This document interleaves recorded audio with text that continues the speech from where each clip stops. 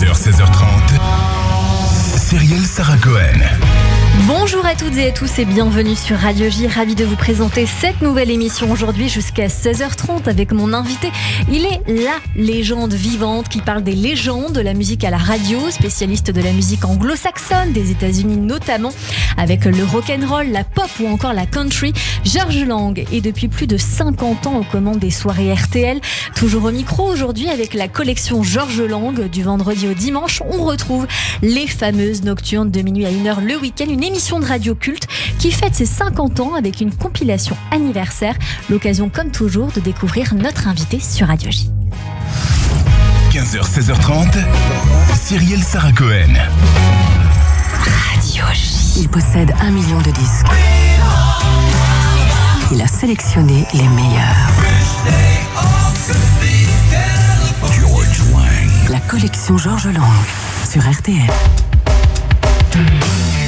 Quel bonheur de vous recevoir aujourd'hui, Georges Lang. Bonjour. Bonjour et bienvenue aussi dans mon univers musical, mais c'est votre émission. Et pour une fois, c'est l'intervieweur qui est interviewé. Exactement. Et ça me fait particulièrement plaisir de vous avoir en face de moi parce que vous ne vous en souvenez pas, mais nous avons un souvenir en commun. On va regarder l'écran juste à gauche. On est en Facebook Live en même temps que nous parlons. Est-ce que vous vous souvenez, Georges Lang, de cette émission spéciale Christophe Ondelat, avec le petit chien, oui. Un certain 19 octobre 2012. Je me souvenais plus de la date, mais je sais que j'ai rencontré Christophe dans mon studio et ça m'a bien fait plaisir. Mais pourquoi on a un souvenir commun? Dites-moi parce que tout. c'est moi qui ai pris cette photo. J'étais votre assistante exceptionnelle ce jour-là sur RTL. Ah bon?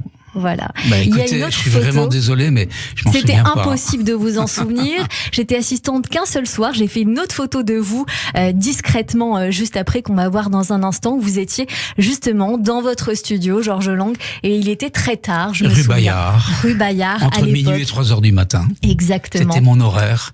Et je suis un peu triste parce que j'ai plus cet horaire-là. Mais bon, les choses évoluent. Donc maintenant, c'est le week-end. Maintenant, c'est le week-end, du vendredi au dimanche, où vous officiez.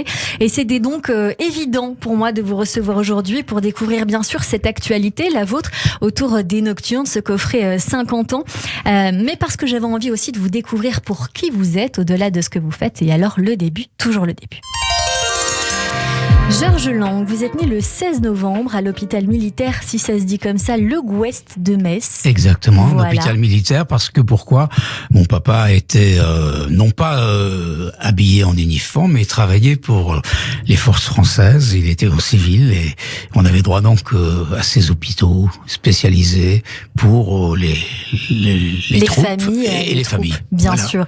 Vous êtes Scorpion. Je crois que ça vous tient à cœur. Je dis toujours ça en plaisantant parce que, en général, les scorpions sont volontaires et ambitieux dans leur profession, en tout cas. Et c'est vrai que je ne laisse rien passer dans mon métier. Et je me rabats toujours sur cette excuse. Oui, je suis scorpion. Je suis jusqu'au boutiste, un peu excessif parfois. Mais bon, ça a du bon pour le métier. Exactement. Alors, je peux vous dire une chose, ça vous ne le savez pas, c'est que ma femme et mes 2 enfants sont scorpions également. Et est-ce que ça s'entend bien, les scorpions ensemble? Parce que oui. c'est un côté destructeur ou oui, non, mais destructeur. en général, on dit c'est un nid de scorpion. Mais non, on s'entend très bien. Il y a des frictions comme partout dans toutes les familles, mais c'est pas parce qu'on est scorpion, c'est parce qu'on est un petit peu différent aussi. Parce qu'il y a scorpion et scorpion, il y a les vrais scorpions et les faux scorpions. Quelle Moi, je suis un scorpion modéré, disons. Mais je sais que dans ma famille, ma fille, par exemple, elle est vraie scorpionne, elle. Donc, mais bon, il y a pas de souci, ça se passe très très bien. Vous entendez bien. Puisqu'on parle de famille, vous êtes le 3e d'une famille de 4 enfants. Quel genre d'enfance alors vous avez eu, vous, Georges Lang, et comment était le petit Georges? Oh, j'en sais rien comment il était, mais toujours est-il que très petit, j'avais déjà beaucoup envie d'écouter la radio. Et je sais pas si on va en parler un petit peu plus tard de ma vocation qui est née assez tôt, mais secrètement déjà, j'avais envie d'être un animateur parce que je trouvais ça exceptionnel que des poteaux qui s'appelaient des émetteurs, qui étaient dans la campagne luxembourgeoise en ce qui concerne RTL, ou la campagne allemande pour Europe 1, puissent permettre à des millions de gens de rêver alors que les studios étaient à Paris. C'est ça. Comment vous êtes, vous tombé, j'ai envie de dire, dans la marmite des notes? Parce que je sais que vous avez voulu vous essayer à une carrière de musicien. Oui, il vaut mieux éviter d'en parler parce que ça a été une catastrophe. J'ai fait un petit boulot comme tout le monde pour gagner un petit peu d'argent. J'ai gardé des enfants dans des familles militaires américaines dans cette ville de garnison dans laquelle j'habitais, à Metz. Et avec l'argent que je gagnais, je me suis acheté une guitare électrique. Puis après, bon, une fois que j'avais la guitare autour du cou, je ressemblais à un musicien, il fallait jouer. Et là, c'est là que ça a commencé à devenir un peu compliqué parce que j'avais pas du tout appris le solfège. J'ai joué à l'oreille. C'était pas mal pour des petits concerts entre copains au lycée, mais ça s'arrêtait là. Et j'ai vite compris qu'il fallait que j'arrête de massacrer la musique et puis que je m'occupe plutôt de la musique des autres. J'étais un passeur plutôt qu'un exécutant. Est-ce que vous allez faire des études, Georges Lang ? J'ai fait des études jusqu'au bac et puis après, j'ai fait un grand voyage autour de la Méditerranée en 1967. Vous aviez 19 ans. Ouais, et j'ai donc parcouru le Moyen-Orient dans une période un peu compliquée que vous connaissez vraisemblablement, c'est la guerre des 6 jours. Et donc, j'ai tant bien que mal réussi à faire ce tour de la Méditerranée. Et au fur et à mesure que j'avançais, on était quand même deux voitures, deux chevaux de 10 ans d'âge. On s'arrêtait dans des grandes villes comme par exemple à Damas ou en Turquie à Istanbul ou au Caire en Égypte. Vous êtes allé en Israël, Georges Lang ? Non, je pouvais pas à l'époque. Je n'avais pas 2 passeports, malheureusement. Oui. Si j'avais eu un deuxième passeport, j'aurais pu. Oui, parce que par là où vous étiez passé, c'était compliqué de venir. Donc pour aller du Liban, de Beyrouth en Égypte, je suis passé par un bateau qui s'est arrêté à Chypre et qui ensuite est allé à Alexandrie. Vous voyez, donc j'ai dû faire un grand détour parce que je ne pouvais pas aller en Israël.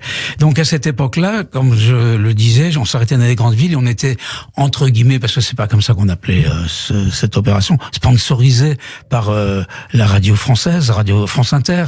Et donc je m'arrêtais dans des villes avec mes copains et on était là avec un petit papier qui était signé à Paris. Voilà, veuillez s'il vous plaît recevoir ces jeunes garçons qui sont curieux du monde et qui découvrent le Moyen-Orient, faites leur bon accueil, etc. Et on faisait des émissions de radio. Et c'est là que j'ai commencé à avoir le virus de la radio. Je me suis dit, un jour, moi, je serai aussi comme ça, cette personne qui me pose des questions. Je serai là, à sa place. Et c'est arrivé. C'est arrivé au Liban, puisque vous êtes resté un petit moment quand même. Oui, moi, c'était pas un vrai métier, là, c'était plutôt, je faisais des remplacements, je parlais avec des gens bienveillants qui me laissaient faire, mais j'avais envie d'avoir ma radio, mon émission, et c'est en revenant en France que j'ai pu faire ce que je voulais dans une radio lorraine, puisque j'étais à Metz, et il n'y avait pas de radio à Metz, je suis allé à Nancy, et c'est là que j'ai réussi donc à imposer mes goûts musicaux auprès d'une jeune femme charmante qui était directrice des programmes et qui m'a fait confiance. Mais comme on était en onde moyenne et qu'on n'était pas du tout écouté, parce qu'il n'y avait pas la FM à l'époque, je me suis vite lassé. Oui, parce que vous aviez un rêve. Alors déjà, vous faites votre première émission de rock, quand même, il faut le dire, à France Inter Nancy. Oui. C'est là qu'on vous fait confiance. Et puis, il y avait une obsession en vous, on l'entend quand même, Georges Lang. Votre obsession, c'était la première radio de France. Oui, parce qu'autant s'intéresser au plus grand nombre, c'est pas ça, c'est mon côté scorpion. Vous voyez ce que je veux dire. Je me suis dit les ondes moyennes à Nancy, c'est sympa, mais ça va pas faire l'affaire. Il va falloir que je vise plus haut, et je suis donc allé frapper à la porte du directeur des programmes de RTL, Roger Krecher à l'époque, et je lui ai dit Monsieur Krecher, j'ai envie de travailler chez vous. Ah bon, très bien. Vous voulez faire quoi? Je voudrais faire la radio de la nuit. Et il me dit, mais on a déjà quelqu'un, puis en plus c'est à Luxembourg. Je dis, mais écoutez, j'ai déjà écouté cette personne. Moi, je pourrais aussi bien faire l'affaire qu'elle. Donc, si vous voulez me faire confiance, moi, je serai votre homme. Il m'a dit, écoutez, allez faire un essai, s'il vous plaît, mais en direct au Grand-Duché de Luxembourg. Je suis parti à Luxembourg, j'ai fait mon essai. Roger Krecher a écouté, il a trouvé ça pas trop mal. Il m'a dit, ok. Ça nous convient, mais bon, il y a quelqu'un, comme je vous l'ai dit, donc si cette personne montre des faiblesses, si elle décide de s'en aller, je penserai à vous. Je me suis dit, ça c'est encore une promesse de bistrot, ça. Mais c'est arrivé, quelques mois plus tard, on m'a appelé, on m'a dit, voilà, vous allez faire le samedi soir de minuit à 3h du matin. Et là, j'étais ravi, parce que travailler sur RTL, même si c'était à Luxembourg, même si c'était à minuit, c'était exceptionnel, quoi. C'est ce que je voulais faire. Et vous y habitez encore? Oh, je partage mon temps entre Paris et Luxembourg. Paris et Luxembourg. Parce que j'ai fait 28 ans d'émissions de radio là-bas. Puis en 2000, je suis venu à Paris. Et puis là, c'est posé avec ma femme et mes enfants la question, qu'est-ce qu'on fait? On déménage ou on garde la maison? On aimait tellement la maison qu'on l'a gardée et qu'on fait l'aller-retour, enfin, en ce qui me concerne, et puis maintenant les enfants sont grands, mais mon épouse me suit parfois, entre Paris et Luxembourg. On connaît l'autoroute A4 par cœur. Moins de 2 ans plus tard, Georges Lang, le 22 mai 1973, je crois que vous avez 25 ans, Ouais. vous présentez chaque nuit de minuit à 3 heures. Alors en disant les ça, vous nocturnes. me avez donné mon âge. Hein. Oh, je suis vilaine. J'aurais jamais dû. Pardon. Non, mais c'est pas grave parce que je n'ai pas de honte de dire que j'ai 75 ans puisque j'ai commencé, comme vous le dites, à 25 ans et que je fête là, dans 15 jours, les 50 ans de l'émission. Et vous les portez très bien, Georges Lang. C'est gentil. Alors, les Nocturnes, ça démarre il y a quelques années maintenant, 50 ans bientôt. Parlez-nous de ce concept d'émission. Alors, j'étais avec Bernard Chu, on était 2 en fait. Bernard venait très souvent à Luxembourg pour faire les émissions de nuit, le week-end et également les petits matins. Et ensemble, on a commencé à discuter musique, radio. Je me suis aperçu que on avait les mêmes goûts. C'était quand même l'époque où est sorti l'album de Pink Floyd, The Dark Side of the Moon. Donc, il y avait une révolution dans la musique telle que on voulait imposer cette musique parce que sur les radios françaises, il n'y avait pas du tout d'émission de rock. Il y avait le Pop Club avec José Arthur, mais c'était une émission culturelle à qui on donnait la possibilité de diffuser des disques pendant 1 heure avant que José Arthur ne parle de l'activité des théâtres et des spectacles à Paris. Et donc, il y avait cette heure-là. Après, il y a eu Jean-Bernard Hébé chez nous qui a fait une émission qui s'appelait Faites la radio par la guerre, où il mettait beaucoup de musique de rock. Et puis, cette émission s'est arrêtée. Et finalement, il n'y avait plus rien sur les antennes de radio. Il y avait quand même, pour ceux comme le jazz sur Europe numéro 1 le soir, que j'écoutais quand j'étais enfant. Et puis il y avait par la suite Salut les copains, qui est devenu aussi une radio culte. Locomotive, ouais. Culte comme vous le dites. Donc moi j'avais ma place pour faire quelque chose de différent. Je voulais, c'était l'époque où on découvrait des groupes comme ou des artistes comme David Bowie, comme Roger Daltrey, les Who, de la musique qu'on peut qualifier entre guillemets d'intelligente par rapport aux années 60, qui étaient plutôt des chansons pour teenagers américains qui allaient se retrouver le soir à la tombée de la nuit sur les plages de Californie avec leurs petites amies et qui allaient manger après un hamburger dans un drive-in où les serveuses étaient en patin à roulettes. Ça, c'était révolu. Les années 70 a commencé à être une musique intelligente avec Crosby, Stills, Nash & Young, avec tout le courant de Laurel Canyon à Los Angeles, des gens qui ont marqué l'histoire. Il y en a plein. Il y avait Linda Ronstadt, il y avait Poco, America, les Eagles, et tous ces gens-là. Et moi, j'étais vraiment passionné de cette musique. Et c'était le moment où j'ai commencé à aller aussi aux États-Unis. C'est ça. Vous avez fait beaucoup de voyages et justement, ça a nourri comme ça votre passion pour ces années. Oui, parce que je connaissais déjà la radio américaine sans avoir été aux États-Unis, puisque habitant Metz, donc une ville qui n'était pas loin de l'Allemagne, je pouvais écouter les radios américaines qui étaient installées sur le territoire allemand à destination des GIs, des soldats américains qui ne voulaient pas changer leur mode de vie. C'est ça aussi la force des Américains. Quand ils débarquent quelque part, ils amènent leur American Way of Life. Et moi, gamin, ça me faisait rêver. J'habitais un quartier à Metz, chez mes parents, où au bout de la rue, il y avait un bar qui s'appelait le Bristol, on me souvient très bien, avec des Américains qui mâchaient du chewing-gum, qui venaient avec des voitures extrêmement larges, où on pouvait se mettre à 3 sur la banquette avant, qui écoutaient une musique formidable que je ne connaissais pas, que je retrouvais quand je gardais mes enfants au babysitting, avec des disques des Platters, de Paul Anka, d'Elvis Presley, etc. Et ça me rendait dingue. J'étais fou. Vous voyez, même là, en vous en parlant, j'en suis même excité. Oui, parce que c'est finalement, on a la sensation en vous écoutant, Georges Lang, que c'est un rêve d'enfant qui est devenu réalité. Vous avez été nourri justement par ces personnes que vous avez en face de vous et cette curiosité, vous l'avez assouvie tout au fur et à mesure de ces années. J'ai toujours voulu passer de la musique d'une manière ou d'une autre. Je me rappelle quand j'allais dans les surprises parties, on appelait ça comme ça à l'époque, les surboom. Moi, je dansais pas avec les filles, je mettais les disques. J'étais déjà DJ dans ma tête. Donc c'est moi qui créais l'ambiance. Et je venais avec mes disques et je repartais avec mes disques. Et j'ai toujours voulu faire ça, et la preuve, c'est que quand je suis arrivé à RTL, la première des choses que j'ai demandé, c'est je serai à la console, je pourrais le faire moi-même. Ah ben non, syndicalement parlant, c'est pas possible. Il a fallu que j'attende de 73 à 77 pour pouvoir enfin faire comme mes collègues des radios anglaises. Qui était juste en face de mon studio, parce que à RTL où j'étais dans un endroit qui était très austère, la Villa Louvigny, il y avait des studios pour le service anglais, le service hollandais, le service allemand, le service luxembourgeois et le service français dans lequel j'étais. Et moi, je regardais les Anglais avec passion et envie, parce que j'avais envie de faire comme eux. Ils venaient des radios pirates. Pour moi, c'était des dieux vivants, qui avaient travaillé sur des bateaux, des rafiaux, qui avaient bravé l'autorité anglaise, qui faisaient des choses qui n'étaient pas légales, puisqu'ils s'appelaient pirates. Et là, quand ils n'ont plus eu le droit d'émettre sur ces bateaux, qu'est-ce qu'ils ont fait? Ils sont venus à Luxembourg. Ouais. Et je vivais avec ces radios, ces DJs, et je leur dois beaucoup. D'ailleurs, 50 ans après, vous pouvez toujours écouter les mêmes jingles que ceux qu'ils m'ont fait, parce que ce sont eux qui les ont fait dans mon émission, style George Lang, Powerplay, etc. Ça a été fait à Luxembourg il y a 50 ans. Avec ces belles voix qu'on entend, et la vôtre aussi, Georges Lang, puisque vous continuez d'officier. Alors aujourd'hui, plusieurs émissions, la collection Georges Lang, les vendredis, samedis et dimanches soirs de 23h à minuit sur RTL. Le vendredi de minuit à 1h, c'est Double RTL Country, depuis 43 ans à la place des Nocturnes, que vous avez donc le week-end, samedi et dimanche, de minuit à 1h, et vous continuez à nous envoûter la nuit avec cette voix qu'on est en train d'entendre au fur et à mesure quand vous nous parlez, avec toujours les musiques que vous aimez, et vous continuez à les faire vivre dans des coffrets avec les années qui passent, et là vous signez cette 50e année dans ce coffret. Qu'est-ce qu'il a de spécifique, ce coffret, pour vous? Il a rien de spécifique, puisque comme c'est le 15e coffret que je propose, j'ai pas vu le temps passer d'ailleurs. J'avais commencé avec Warner Brothers, et puis le confinement est arrivé, la pandémie, tout ça a changé, a rebattu les cartes, et ils n'ont plus voulu continuer l'aventure pour des raisons qui leur sont propres.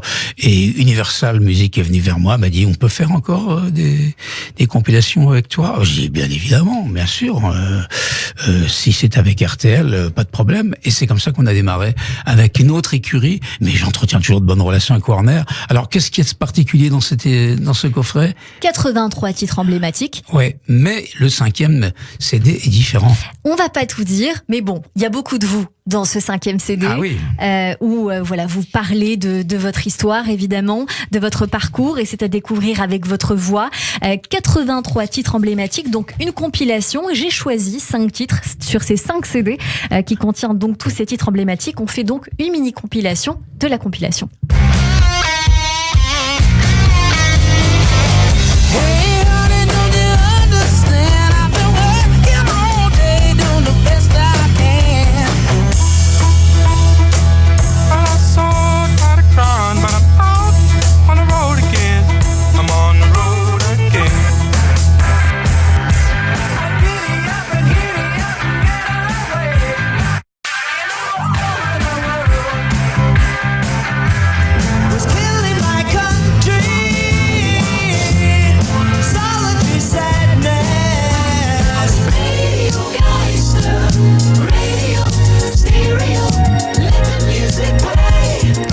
On finit par Geister. Je vais vous dire pourquoi je l'ai reçu sur cette antenne. Pour son nouvel album. En coup de cœur. Je l'ai reçu pour cet album-là, et donc j'avais diffusé ce titre-là.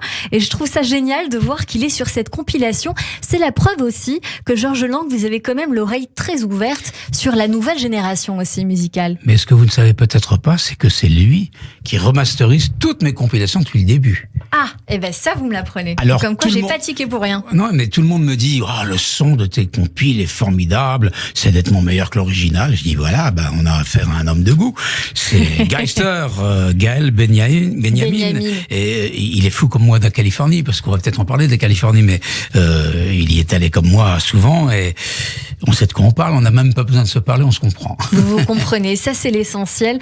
Il y a aussi une chanson sur un titre sur un de vos CD, c'est Mélodie Gardot. C'est une personne que j'aime particulièrement. J'avais envie qu'on en parle un petit peu. Mélodie Gardot, pourquoi? Parce que c'est vrai que cette compilation, elle est quand même très rock. Oui, mais elle reflète aussi tous les moments clés de mes émissions. Quand on veut aller vite, on dit c'est rock. Oui, vous avez raison. Mais quand on regarde bien ce que je fais depuis tant d'années sur RTL, on s'est aperçu qu'il y a des moments tellement doux, tellement tendres, tellement travaillés dans les enchaînements, que des personnes, des artistes comme Mélodie Gardot. Ce sont des points importants dans ma vie de programmateur. Mélodie, elle apporte une douceur. Vous savez, moi j'aime bien faire des programmes. Je le disais tout à l'heure à l'un de vos collaborateurs dans Le Couleur en attendant que nous soyons en direct. Je passe 2 heures à préparer 1 heure d'antenne. Et pourtant parfois, la plupart des titres, je les connais par cœur, mais je les réécoute parce que je simule chez moi, en préparant l'émission, ce que je ferai en direct quelques heures plus tard sur RTL. Et ça prend beaucoup de temps, mais quel bonheur! C'est pas une punition pour moi. C'est un double plaisir. Le plaisir de préparer et le plaisir de diffuser. Vous êtes toujours en direct, Georges Lang? La plupart du temps, rarement, je suis enregistré. Quand je suis enregistré, c'est parce que je pars aux États-Unis, puis comme mon équipe est réduite à moi-même, qu'il n'y a personne pour me remplacer. Mais c'est aussi une force, ça, j'enregistre. Vous savez. Est-ce que vous avez des fiches? Comment vous travaillez? Parce que vous donnez toujours des informations sur forcément les artistes dont vous parlez. Oui, je griffonne quand même sur un papier sur la conduite de l'émission, des choses que je pourrais avoir oubliées, des dates de sortie ou le nom d'un producteur, parce que parfois, vu mon âge, je pourrais aussi avoir des soucis de mémoire. Donc je note tout ça, mais je le sais en général. Hein. Ah, vous n'avez pas de fiche du tout sur les artistes dont vous parlez depuis toutes ces années. Non, tout non. est dans la tête. Non, oui. Ou dans mon téléphone. Puisque vous le savez maintenant, sur un clic, Ça on peut avoir une information précise. Ça aide. Georges Lang, pour célébrer ces 50 ans de Nocturne avec ce coffret, bien évidemment, vous allez fêter aussi cette sortie avec une émission spéciale. Ce sera dimanche 21 mai, de minuit à 1h en direct sur RTL. Qu'est-ce qui nous attend? Ça sera pas de minuit à 1h, je vous reprends, ça sera de 23h à 2h du matin. Alors ça va être plus long que prévu, Ah oui, ce ça va sera être plus une long. grande spéciale. Ah ben on fera comme au début, 3 heures. Je l'ai demandé, on me l'a accordé. Pourquoi? Parce que tout simplement, je vais recevoir énormément de gens dans ce studio, ce grand studio RTL qui peut contenir 100 personnes. Il y aura énormément d'auditeurs. Vous pouvez pas imaginer le nombre de personnes déçues de ne pas avoir été tirées au sort dans mes dernières émissions, parce qu'il a fallu faire un choix. Je pouvais pas recevoir tout le monde. J'imagine très bien. Je vais vous dire pourquoi, Georges Lang. J'ai un auditeur à vous, certainement administrateur d'une page fan, qui m'a écrit hier pour être bien sûr que vous seriez sur Radio J. Donc j'imagine très bien que vous avez des fidèles. Oui, mais tant mieux et merci. Ça m'étonnera toujours, parce que quand je suis dans mon studio, souvent je m'adresse à une personne imaginaire, virtuelle, je la connais pas, mais je m'adresse pas à une foule. Et quand je regarde, par exemple, le nombre de followers que j'ai, ça me rassure. Je me dis, tiens, on a réussi à créer une communauté. Je tiens ça d'un DJ célèbre aux États-Unis, à Los Angeles, qui s'appelle Jim Ladd. Jim Ladd, qui est une sommité, il a travaillé dans des radios que j'écoutais toujours quand j'allais là-bas, KMET, KLOS, et puis maintenant il travaille sur une radio par satellite. Jim Ladd parle de ses auditeurs et dit: It's my tribe. Mais moi, c'est pas ma tribu. Moi, j'aime pas ce mot. En français, ça sonne pas bien. Je dis c'est ma communauté. Et voilà, quand je travaille, j'ai toujours comme là, maintenant, mon téléphone devant moi et je regarde et je lis des choses. Au fur et à mesure que l'émission se déroule, il y a des avis. Il y a très peu de gens qui ne sont pas contents. Hein. J'ai réussi, j'ai cette force-là d'avoir créé une communauté bienveillante. Et ça, c'est très rassurant. Donc, ah oui, alors il y a ça, oui, mais moi j'aimerais bien que tu me passes un autre titre, etc. Alors parfois je succombe à la tentation et je change un peu ma programmation, mais je veux pas trop le dire parce que sinon demain tout le monde va m'appeler pour me demander. On continue à parler avec vous, Georges Lang, de la sortie des 50 ans des Nocturnes d'RTL, ce coffret de 5 CD double vinyle. Dans cette émission, on poursuit également avec nos chroniqueurs qui nous rejoignent pour découvrir vos goûts culturels. Et puis bien évidemment, tout de suite, c'est le rappel des titres sur Radio J. Restez connectés. 15h, 16h30, Cyrielle Sarah Cohen. Radio J.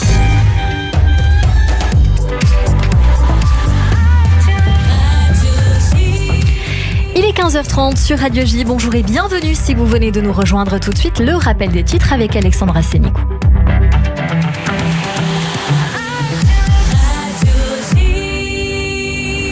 Rebonjour Alexandra. Bonjour Cyrielle, à la une de l'actualité en Israël, les autorités se préparent au pèlerinage de Lag Baomer à Méron. Ce soir, des centaines de milliers de personnes sont attendues dans le nord d'Israël sur la tombe de Rabbi Shimon Bar Yochai. Pas plus de 50 000 personnes à la fois seront autorisées à se rendre à proximité de la tombe du Rabbi pour un maximum de 5 heures.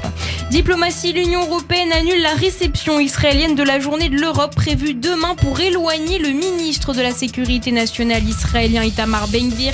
Les ambassadeurs européens ont refusé de rencontrer le ministre ou des membres de son parti en raison de leur position d'extrême droite. L'actualité en France, le pays commémore aujourd'hui les 78 ans de la victoire des Alliés sur l'Allemagne nazie. Emmanuel Macron est en ce moment à Lyon pour un hommage à la résistance française et plus particulièrement à Jean Moulin. Tout rassemblement a été interdit par la préfecture pour éviter les casserolades. Une commémoration mondialement observée en Ukraine. Le président Volodymyr Zelensky a affirmé ce matin que la Russie sera vaincue de la même manière que le nazisme. Des propos qui interviennent peu après une nouvelle attaque russe de grande ampleur sur la capitale ukrainienne. Et merci beaucoup Alexandra Sénigou. On vous retrouve à 16h pour le journal complet. Tout de suite une très courte pause et c'est la suite de notre émission avec Georges Lang et mes chroniqueurs qui nous rejoignent sur Radio J. Radio J. Radio J. Bonjour. Le 6-9, Léa Moscona. Retrouvez-moi tous les matins avec mes chroniqueurs et mes invités de 6h à 10h au menu politique, culture, société, santé, judaïsme et histoire. On est dans l'air du temps tous les matins de 6h à 10h. Radio J. Donner au Ternion, c'est agir pour les sciences et la technologie en Israël et dans le monde. Les chercheurs du Ternion se mobilisent pour agir en faveur de la santé humaine et du développement durable. Participez à cette mission. Choisissez les sciences, la technologie et l'innovation pour faire face aux crises et répondre aux grands enjeux de demain. Avec votre don et les avantages fiscaux offerts, soutenez le Ternion pour un monde équitable et durable. Ternion France 01 40 70 13 28 ou ternionfrance.org. Alexis Lacroix, directeur de la publication Actualité Juive Hebdo. Cette semaine, notre dossier spécial, Montrer Israël, vaincre les clichés. L'État juif expliqué aux élus français à la suite de la convention du consistoire. Ils reviennent sous le charme d'Israël. Un entretien avec le président du consistoire, Elie Korshia, les analyses de Jonathan Arfi, Anne-Sophie Sebon-Bekash, Arié Bonsemoun. Retrouvez chaque semaine Actualité Juive sur abonnement et en digital sur actualitéjuive.com. Actualité Juive, l'hebdomadaire incontournable de la communauté. Radio J. Radio J. Radio J. Radio J. 15h, 16h30. Cyrielle Sarah Cohen. De retour sur l'antenne de Radio J. Merci de passer votre après-midi avec nous jusqu'à 16h30 avec mon invité aujourd'hui, Georges Lang, venu pour nous parler des 50 ans des Nocturnes d'RTL avec ce coffret double vinyle qui sortira le 12 mai prochain. Il y aura une émission spéciale également en direct sur RTL le 21 mai et puis rencontre dédicace aussi à la Fnac de Bercy le 3 juin. Ah ben vous savez tout. Eh bien voilà, ce sera pour les auditeurs qui veulent venir vous voir. Je sais qu'ils seront nombreux. On sait beaucoup de choses sur vous, Georges Lang, mais on ne sait pas tout forcément. Et ce que l'on sait moins, c'est cette date, le 1er mars 87, à 11h15, vous avez ouvert l'antenne d'M6. Est-ce que vous vous en souvenez ? Ah oui, oui, bien sûr, j'en souviens. Le hit des clubs, c'est les débuts de la 6. Vive M6 !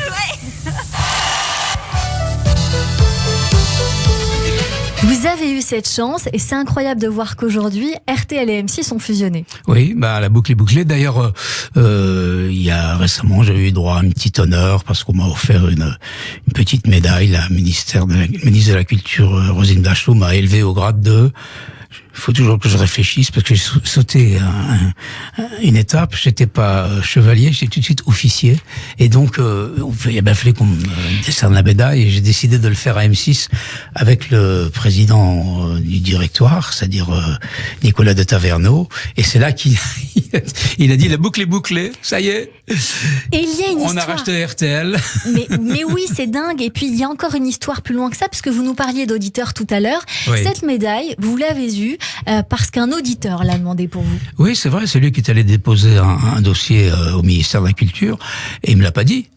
Bah, il n'y avait pas à me le dire, parce que si jamais ça ne marchait pas, j'aurais pas su. Vous auriez peut-être été déçu. Ouais. Donc, et puis un jour, il m'appelle, il me dit, t'as pas reçu un, enfin non, il me vous voit. Vous n'avez pas reçu un courrier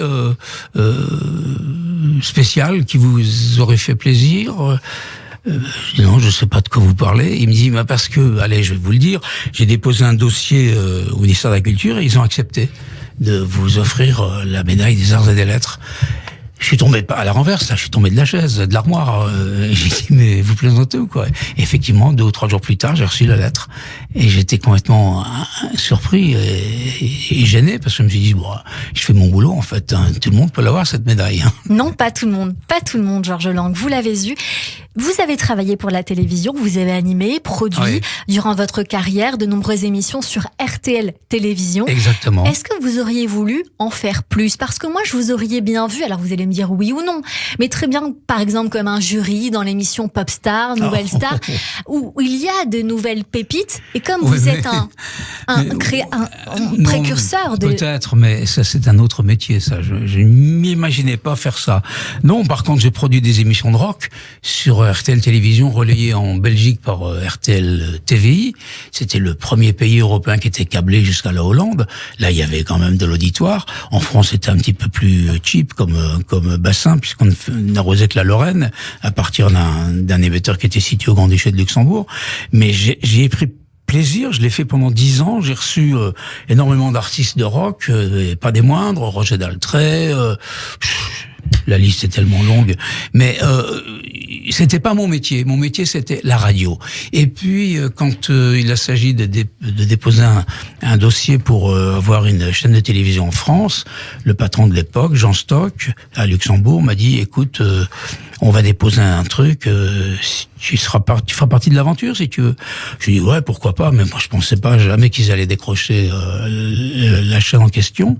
On partait pour la 5, après c'est Berlusconi qui l'a eu, après on a eu la possibilité de déposer un autre dossier et on a voulu s'appeler RTL 6, le CSA à l'époque s'appelait comme ça, a dit non, ce sera pas, il faut pas appeler ça RTL quelque chose, trouver autre chose. Et dans la nuit, ils se sont perçus qu'ils pouvaient s'appeler M6, comme Métropole Télévision, 6e programme. Et donc du jour au lendemain, j'ai été appelé à lancer cette chaîne avec une jeune fille que j'avais rencontrée la veille, avec Charlotte Sandra. On se connaissait pas, on a fait du mieux qu'on a pu, et voilà. Et puis après, j'ai fait plein d'émissions sur M6, et puis un jour, le patron de l'époque, Philippe Labro, m'a dit bon, il faut choisir entre la radio et la télé maintenant. J'ai dit, je choisis la radio. Et si on vous appelait maintenant, vous diriez quoi? Oh non, attendez, à mon âge. Il n'y a pas d'âge. Vous continuez à travailler, pourquoi pas? Non. La télé, c'est passé pour moi. Non, ça reste la radio. C'est la radio. On va continuer cette émission. On va découvrir toute la culture du moment ou d'avant selon vos goûts, pour découvrir des choses que vous affectionnez, mais aussi qui vous ressemblent ou qui pourraient vous plaire. Et mes acclamations, mon enthousiasme, viva notre bienfaiteur! Olé! Olé! Olé! Et tout de suite, Christophe Barbier, qui n'est pas avec nous mais qui a décidé de laisser une trace, nous parle du théâtre et puis du théâtre à la radio. Bonjour Christophe. Le théâtre à la radio, Cyrielle, est apparu avant l'invention de la radio. C'est en 1881 que Clément Ader, oui, le futur pionnier de l'aviation, met au point le théâtrophone. Des micros placés de chaque côté de la scène, reliés à un réseau téléphonique qui permet aux abonnés d'écouter les spectacles depuis chez eux en coiffant un casque. Victor Hugo l'expérimente avec enthousiasme avant sa mort et Marcel Proust, souvent alité, en devient un fervent adepte. En 1936 disparaît le théâtrophone qui ne peut concurrencer la TSF, en pleine expansion. Dès sa création, la radio emploie des comédiens, au timbre puissant et à l'articulation irréprochable. Le 6 février 1922, la station de la Tour Eiffel est inaugurée par Lucien Guitry, son fils Sacha, qu'accompagne Yvonne Printemps, son épouse. La radio s'installe dans des théâtres pour des retransmissions. L'Alhambra, les Noctambules, le Vieux Colombier, le Récamier. Les stations de radio vont même jusqu'à recruter des troupes maison pour interpréter devant un micro les textes des auteurs qui montent. Henri Bernstein, Édouard Bourdet, Henri Beck, plus tard Marcel Achard, Marcel Pagnol, André Roussin. En 1934, Georges Mandel, ministre des PTT, pousse le développement de la TSF. Ça devient une affaire d'État. Mandel envisage même de faire élire par les auditeurs les responsables des stations publiques. Or, le théâtre est aussi l'une des passions du ministre, qui vit avec Béatrice Bréty, sociétaire de la Comédie Française. La maison de Molière livre donc des prestations en direct. Les plus férus de micro sont les jeunes talents du français, ceux qui entendent changer les codes de l'interprétation et profiter de la notoriété qu'offre la radio. Denis Dinès ou Béatrix Dussane. En 2012, le jeune pensionnaire de la Comédie Française Pierre Ninet, dans Une histoire de la Comédie Française, jouera une reconstitution hilarante de la première prestation radiophonique de la troupe. Le 28 mars 1936, quelques mois avant son départ du ministère, Mandel a le plaisir de lire dans Le Matin une tribune de la Fédération du spectacle qui le félicite pour le précieux et puissant appui qu'il a bien voulu apporter à la cause du spectacle par la collaboration du théâtre et de la radio. Les membres du cartel, Dulin, Pitoëf, Batty, Jouvet, signent en 1939 un accord de retransmission des pièces de leur théâtre. Dulin dirige en 1927 le service du théâtre radiophonique de Radio Paris. Il réalise 12 émissions sur l'art dramatique. Copeau conseille les comédiens réunis à Beaune en septembre 1942 pour poser les règles de l'interprétation radiophonique. 3 productions sont enregistrées, considérées comme le point de départ de la dramatique radio moderne. Roger Blin, Michel Bouquet, Maria Cazares, Madeleine Renaud, Jean Topard, Michel Vitold, Alain Cuny deviennent après la guerre des vedettes du théâtre à la radio.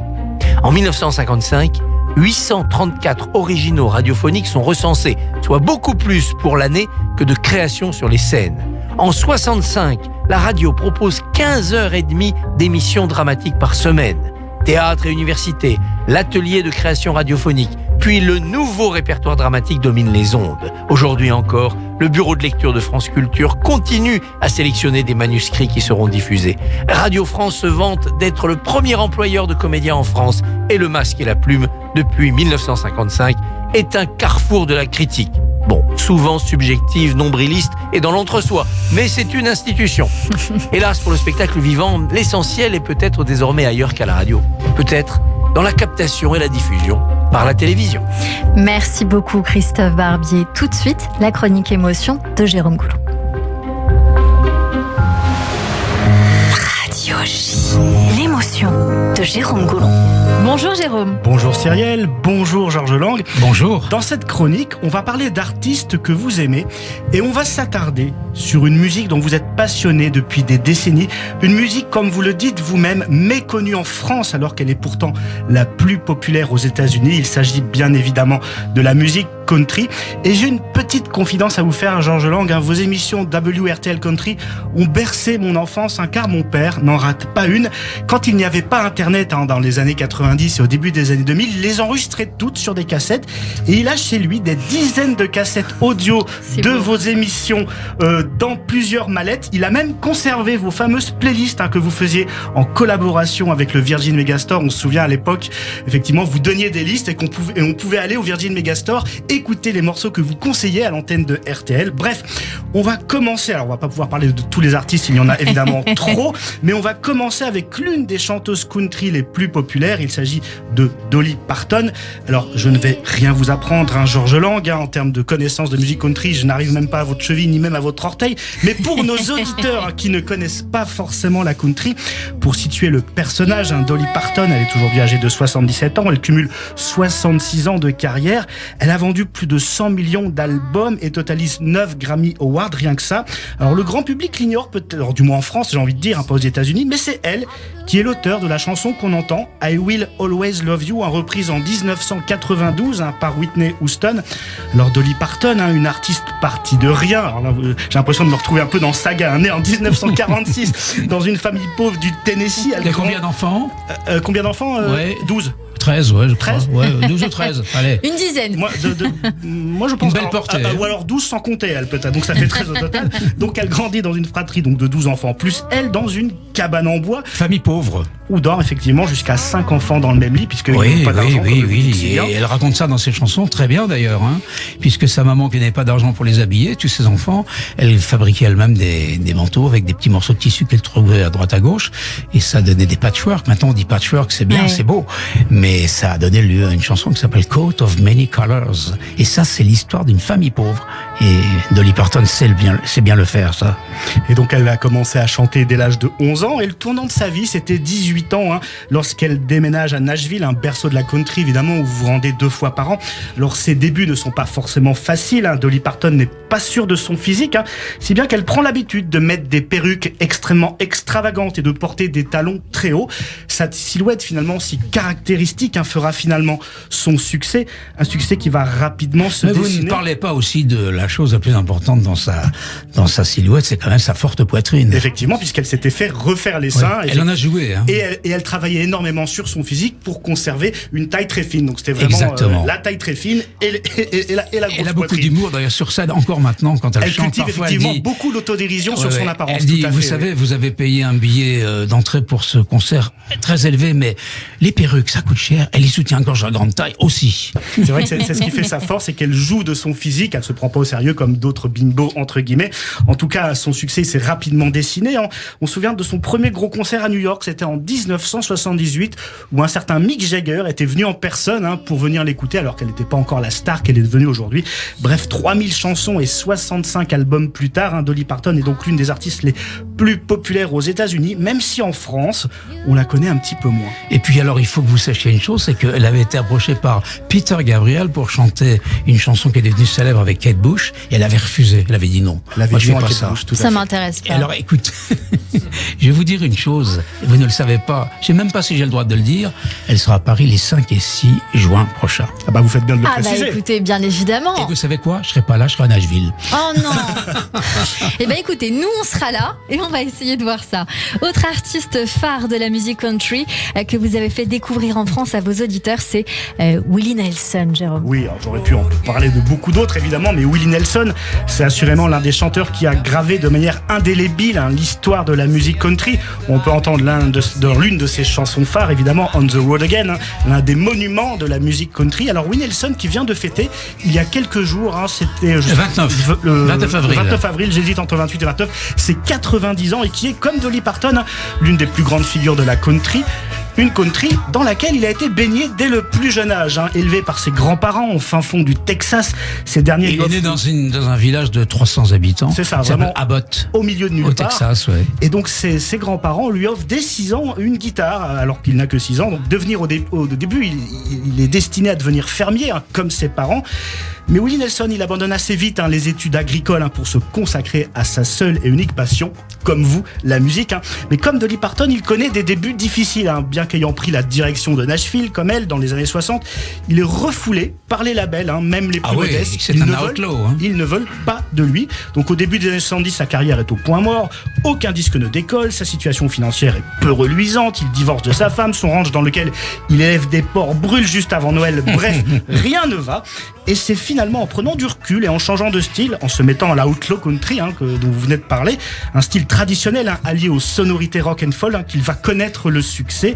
En 75, hein, son album Red-Headed Stranger devient numéro 1 au classement country. Mais je vous arrête parce qu'il y a quand même eu, à un moment donné, une opportunité pour lui pour être numéro 1 par personne interposée, puisque c'est lui qui a écrit la chanson magnifique qui s'appelle Crazy et qui sera un énorme succès aux États-Unis, chanté par Patsy Cline. Effectivement, il avait la particularité de composer pour les autres, d'être un très bon compositeur pour les autres, mais pour lui, le succès est venu un petit peu plus tard. En tout cas, Willie Nelson, une émission entière ne suffirait pas pour parler de tout son parcours. Il vient donc de fêter ses 90 ans. Et il va bien. Il va bien. Il chante. Et il va bien malgré certains excès. Alors, il y a quelque chose d'assez rigolo. Ah oui, j'ai une anecdote. Il a une citation assez savoureuse et vous nous direz votre anecdote. Mais il a déclaré, il a 90 ans, hein, mon médecin me dit que je devrais commencer à boire moins, mais il y a plus de vieux ivrognes que de vieux médecins, donc faisons une nouvelle tournée. J'adore. Ben moi, mon anecdote, c'est que je l'ai suivi un petit peu dans une tournée américaine. Ça a commencé à Atlanta. Je suis monté dans son bus et son bus de tournée est formidable parce qu'il est boisé et il a bon goût. Tous les meubles sont d'un très beau bois mais les bois sont incrustés de l'odeur de weed, comme on dit en anglais, de cannabis. Ah oui. Et moi, j'ai fait mon interview plusieurs heures et tout. Je suis revenu plusieurs fois, je le rencontrais. Et quand je descendais du bus, moi j'étais complètement stone. Hein. C'est vrai, rien que l'odeur incrustée dans le bois. Et lui, mais c'est parfait, vrai. hein, lui. Nickel. Il a milité ouvertement pour la légalisation du THC haute dose, même s'il s'est calmé effectivement depuis. Quoi. Et j'enrage parce que je devais être aux États-Unis, à Los Angeles la semaine dernière, pour aller à un festival dans le désert californien, à Indio, à Coachella, mais un festival de country. Et je devais passer à l'Hollywood Bowl, où il a donné donc 2 concerts dans le cadre de son anniversaire, et j'y suis pas allé. Et j'ai vu l'affiche, c'était à tomber. Et la surprise, c'est Keith Richards quand même qui est venu jouer avec lui, quoi. Les Rolling Stones, avec Willie Nelson, incroyable, quoi. Que vous avez reçu, Willie Nelson, que vous avez reçu. Oui, bien sûr, mais comme tant d'autres. Bien sûr. J'ai honte, c'est assez immodeste d'en parler parce que demandez-moi plutôt ceux que je n'ai pas interviewés. Ça sera plus simple. Évidemment, Georges Lang, mais est-ce qu'il y a, on va parler dans un instant de Johnny, bien sûr, mais est-ce qu'il y a quelqu'un qui vous a marqué précisément? Vous avez reçu George Harrison, vous avez reçu Brian May, Johnny Cash, Genesis, Dolly Parton, dont nous parlions il y a un instant, et bien d'autres, bien sûr. Brooks, vous n'avez pas parlé de Garth Brooks, qui est... J'aurais pu, il faut faire des choix. Il faut faire des choix. Mais voilà, vous avez reçu énormément de gens. Est-ce qu'il y a quelqu'un qui vous a marqué précisément, ou une anecdote particulière? Ils m'ont tous marqué. On doit être humble quand on va vers ces gens-là. On sait très bien qu'on est un parmi tant d'autres. Rares sont ceux qui se souviennent que je les ai interviewés en disant « Oh, mais votre tête me dit quelque chose ». Ils sont rares, ceux-là. Vous vous rendez compte, quand ils font des interviews, ces gens-là, à leur niveau, ils se mettent dans un hôtel, ils reçoivent 25, 30, 40 journalistes en 3 jours. Et ils racontent toujours la même chose. À la fin, ils savent plus comment ils s'appellent tellement ils ont radoté, quoi. Je veux dire, moi, j'ai une passion pour la musique, mais un respect incroyable pour tous ces artistes qui font ça vraiment avec leur tripes. Rares sont ceux qui sont malveillants, parce qu'il y en a quand même quelques-uns, mais je vous donnerai pas leur nom. On vous les demandera pas, Georges Lang. On poursuit avec un chanteur français cette fois qui vous a marqué, bien évidemment, Johnny Hallyday. Oui, il s'agit de Johnny Hallyday. Alors, on ne va pas retracer la carrière de Johnny, mais si vous vous sentiez proche de cet artiste, Georges Lang, c'est grâce à votre passion commune, tous les deux, pour la musique américaine. Comme vous le dites vous-même, je vous cite, Johnny Hallyday a été un passeur de la musique américaine vers la France, à l'image de cette chanson qu'on peut entendre, Teenage Idol, du chanteur américain de country Ricky Nelson, reprise par Johnny Hallyday en français, et donc devenu évidemment l'idole des jeunes, que tout le monde connaît. C'était donc un artiste américain, ce qu'on ne sait pas forcément en France. C'est vrai qu'on a peu de culture politique sur la musique country en France. Presley, parce qu'il était beau comme lui, et il avait aussi beaucoup de succès, et Elvis l'aimait pas trop à cause de ça. Et Johnny Hallyday, comme nous sommes dans la rubrique émotion, avec qui vous aviez des liens particuliers. Et puis en 2015, quand RTL a voulu réduire votre tranche horaire, Johnny en personne a milité pour vous, puisqu'il avait écrit sur Twitter « J'espère, cher Georges, que ton émission Les Nocturnes va rester sur RTL, car elle est formidable. » Regardez, aujourd'hui, on fête les 50 ans avec votre coffret. Et Johnny, vous avez soutenu à l'époque, effectivement, où RTL songeait à réduire votre tranche horaire, mais il y a eu une fronde des auditeurs qui disaient « On ne touche pas à Georges Lang ». En tout cas, Johnny Hallyday, dont vous dites que l'annonce de la disparition a été en pleine nuit à 3h du matin sur RTL. Je vous cite, le moment le plus pénible de votre vie professionnelle. Ah oui, je connaissais l'expression avoir la gorge nouée, mais je savais pas ce que c'était. Et ce soir-là, ça sortait pas. Ouais. J'arrivais pas à parler parce que j'étais ému aux larmes. Je veux dire, j'en parle encore avec émotion, mais quand on m'a tendu la dépêche, quand on m'a dit que Johnny est décédé, il faut le dire à l'antenne, j'ai dit mais je pourrais pas. Ouais. Et pourtant, j'étais pas un fan de la première heure, on est devenus amis, même pas amis, j'étais ni dans son premier cercle, ni dans son second. J'ai jamais été dans aucun cercle de Johnny, mais il aimait ce que je faisais, et quand il était à Paris, il disait à son chauffeur, mais RTL, là, c'est l'heure d'écouter Georges Lang, et puis il roulait dans Paris en m'écoutant. Et plusieurs fois, il s'est arrêté à rue Bayard en venant à l'improviste pour faire l'émission avec moi. Et il a fait la 40e année, il me semble, des Nocturnes avec vous. C'était votre invité principal. Je devais faire la route 66, ça s'est pas fait pour des raisons XY, et puis j'ai dit, il faut un coup, là. 40 ans, c'est 40 ans, quoi. Et on est tombé sur le nom de Johnny, et je connaissais très bien son manager, Sébastien Farran, qui était le fils d'un animateur d'RTL. Il nous a arrangé le coup, et Johnny dit, bien sûr que je vais voir mon ami Georges. Et qu'est-ce qui nous attend pour les 50 ans, alors? Ah, bah alors là, secret. Ah non, on veut savoir, Georges Lang. Je sais pas moi-même. Il y a des surprises. C'est la surprise. Peut-être Dolly Parton qui vient en France, sait-on jamais. Allez savoir, vous nous l'avez bien teasé, ça. Springsteen ne sera pas là non plus, parce que il vient là de faire donner 2 conseils. J'ai des auditeurs qui m'ont dit, ça sera la surprise des 50 ans. Je dis non, ça sera pas la surprise. Bon, alors ça va rester la surprise. On termine en évoquant un autre monument de la musique country. Oui, je ne voulais pas terminer cette chronique sans parler de Johnny Cash, un icône de la musique country américaine, disparu il y a 20 ans déjà, 20 ans, en 2003. Et je voulais terminer justement cette chronique en évoquant la chanson Hurt. C'est une reprise sortie à l'origine en 95 et donc reprise par Johnny Cash en 2002. Un an avant sa mort. Et je voudrais plus particulièrement parler du clip de cette chanson que vous avez vu forcément et que beaucoup considèrent comme l'un des clips les plus émouvants de l'histoire de la musique. Un clip qui prend véritablement aux tripes. On peut y voir Johnny Cash vieilli, diminué, voyant sa fin arriver, dire adieu à son public et dire adieu à la vie dans une ultime chanson. Dans ce clip, Johnny Cash chante à la guitare assis dans un fauteuil et aussi devant son piano. Durant toute la chanson, s'entremêlent des images du présent où l'on voit Johnny Cash en fin de vie et des images du passé avec des séquences de Johnny Cash quand il était jeune. On voit donc la vie et les souvenirs du chanteur défiler. La dernière scène est saisissante puisqu'on y voit Johnny Cash refermer une dernière fois son piano blanc, l'air de dire voilà, c'est fini, merci et adieu. Un clip d'adieu donc extrêmement bouleversant. Johnny Cash qui disait d'ailleurs, c'est par là que je terminerai avant de mourir, j'espère juste, je le cite, j'espère juste et je prie pour ça, pouvoir mourir avec mes bottes. C'est très bien ce que vous avez dit, j'aime beaucoup. Ça retrace bien le bonhomme que j'ai fréquenté, côtoyé plusieurs fois, qui est venu à RTL. J'ai eu le plaisir de le recevoir dans une émission qui s'appelait Le Grand Studio RTL. Et on m'avait dit, fais gaffe, parce que quand même, les jeunes qui sont là, ils sont venus pour Francis Cabrel, ils sont pas venus pour Johnny Cash, ils le connaissent pas. J'ai dit, vous inquiétez pas, vous allez voir ce qui va se passer. Il a pas voulu répéter parce que Johnny Cash ne répétait jamais. On lui a tendu la guitare, il a dit non, je répète pas, vous allez voir, ça va bien se passer. Et il a chanté une chanson de Leonard Cohen qui s'appelait Bird on the Wire. Et là, dans le studio, on aurait entendu une mouche voler.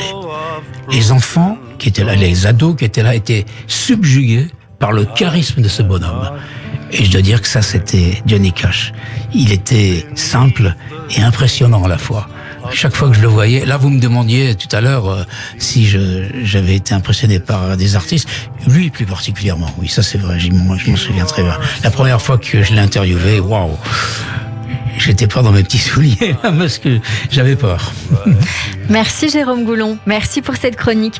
Dans un instant, on va continuer cette émission avec vous, Georges Lang, évidemment. On aura le coup de fourchette de Sam Bérébi à votre droite sur notre antenne, mais aussi bien sûr la séquence tac au tac, notre coup de cœur du jour, et puis notre expert Sandy Boulanger pour le portrait de notre invité. Aussi, notez que vous pouvez réagir, poser vos questions en nous appelant au 01 53 75 26 26, 01 53 75 26 26, mais aussi vous pouvez nous écrire bien évidemment sur les plateformes streaming de la radio et la page notamment Radio J. Tout de suite, la pause suite du journal de l'info, restez connectés.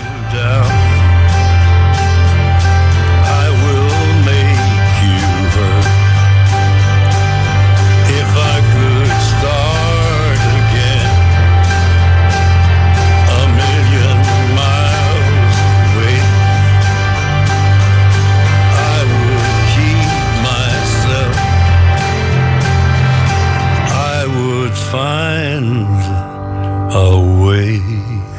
Radio J. 15h, 16h30, Cyrielle Sarah Cohen. Radio J. Radio J. Tous les lundis, 21h, 22h. Classico. Radio J. Classico reçoit Julien Cazard. Bonsoir Julien. Bonsoir. Elle s'appelle Claire Arnoux. Bonsoir Claire. Bonsoir, je n'ai peur de rien. Bonsoir Daniel Riolo. Bonsoir. Paul de Saint-Cernin. Bonsoir. Salut les amis, ça va? Claude Puel, bonsoir. Bonsoir. On vous attend ce soir dans Classico. Coup d'envoi, 21h.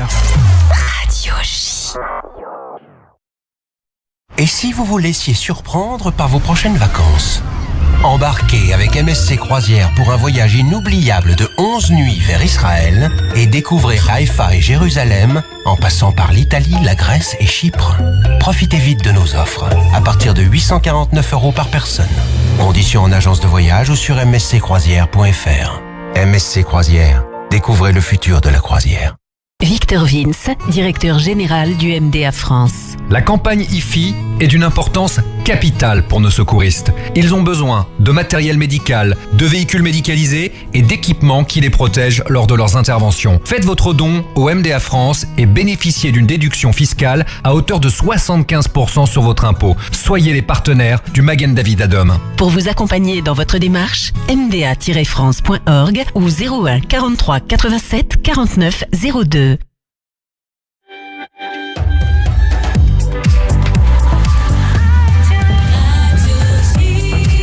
Il est 16h sur Radio J. Bonjour et bienvenue. Tout de suite, le journal de l'information avec Alexandra Sénico.